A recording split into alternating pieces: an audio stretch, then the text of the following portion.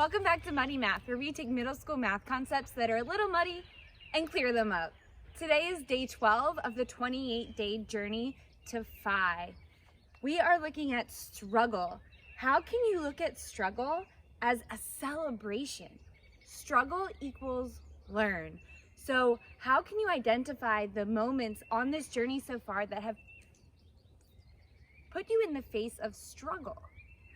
And instead of getting frustrated and walking away and putting negative thoughts towards that struggle, can we flip our perspective and say, this is the edge of my understanding. The moment I start to struggle is the moment I can begin to learn. And that's what today is. Today is a day where I want you to reflect on the things we've encountered on this 28-day journey and find the sticky spots, the muddy moments. Clear them up a little bit. It doesn't have to be this masterful moment. It can be baby steps, or it might turn out to be a masterful moment. The point is you need to stop, reflect, identify your struggle points, and put a little bit of effort towards that. And to break through those struggle points, you need a new perspective. So that could be getting yourself outside and just looking at nature. We've talked about how important nature is to calming the nervous system. We've already talked about the power of nature and how it reduces our body's stress response and how it can help us come to a restorative state that fosters learning. So I encourage you, if you're not sure of where your struggle point is, I'm gonna sketch more rates of change. So if I'm looking at the tree behind me, okay, and trunks are coming straight up, okay, and then I have this branch over here. So I'm gonna close one eye, put my pen out, and try to identify the angle at which the branch is reaching towards the left, and that's the rate of change. So the rate of change is something like this, and I'm keeping my pencil at the angle at which I see it in nature, and then it sort of flattens out. So in terms of linear mathematics, this would have a negative rate of change because from left to right it's going down. If you look at our right triangle here, okay, as the x, the horizontal values increase, the y values are decreasing. So this is a negative rate of change. So I'm going to go up one pen cap proportional, and then off of this stalk is a 45-degree angle. And I know it's 45 because it goes through the two opposite vertices on the square. So this is still a negative rate of change, but it's exactly -1 because it's at a 45-degree angle to the horizontal axis. Okay.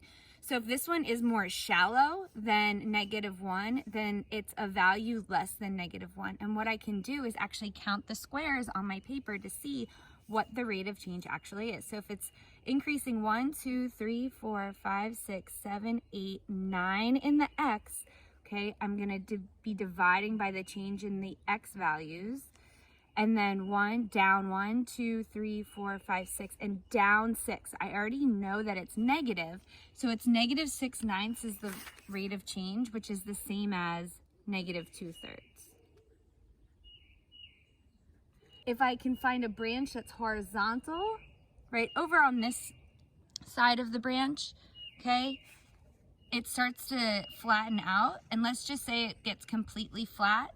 That's a 0 rate of change. It's neither positive nor negative, okay? And so then I can keep at it. I can keep finding new branches. That one looks a little steeper than -1. So that branch is gonna be, well, let's count. Changes 1, 2, 3, 4, 5, 6, +6 in the x, and then down 1, 2, 3, 4, 5, 6, 7, 8. In the y. So -8/6 makes sense because it's greater than the absolute value of 1, because that becomes -4/3, which is -1 1/3. So a line steeper has an absolute value greater than 1. A line shallower than 45 degrees has an absolute value less than 1 but greater than 0. A rate of change at 0 is a horizontal line. So here I am out here in nature. While I feel like I've already mastered rate of change, it's something that I think a lot of students struggle with. And if you break yourself away from the formulaic way of memorizing an algorithm to calculating rate of change, and you look at it more as an artistic perspective with nature and sketching, it might be helpful.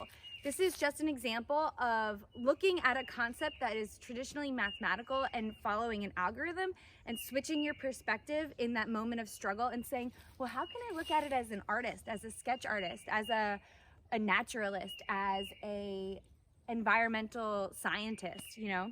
So believe in yourself. I believe in you. Day 12, struggle. See you tomorrow for day 13. Hi there, it's Sam from Muddy Math. I just wanted to check back in because after I did the sketching tutorial, I was going to do yoga, but realized the beauty of the day and how my dogs haven't been on a really good run maybe since before the baby was born.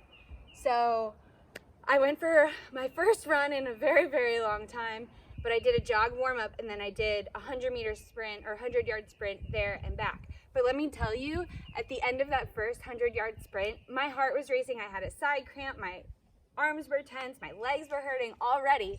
And I said, no, I just recorded a video about embracing struggle. So I was physically struggling in that moment. But what was it gonna hurt me to try to sprint one more short distance? Nothing. The worst thing that would happen is that I would stop halfway. Right? So that was a learning moment for me to get back into a running routine, not for me, but for my lovely dogs who need to run. So just a real life moment for me, Sam, bringing you Muddy Math, that, you know, math is everywhere. I was using the skill of embracing struggle in math problem solving to some physical exercise and health benefits for my dogs. Thanks again for tuning in. I'll see you tomorrow for day 13. To be seen.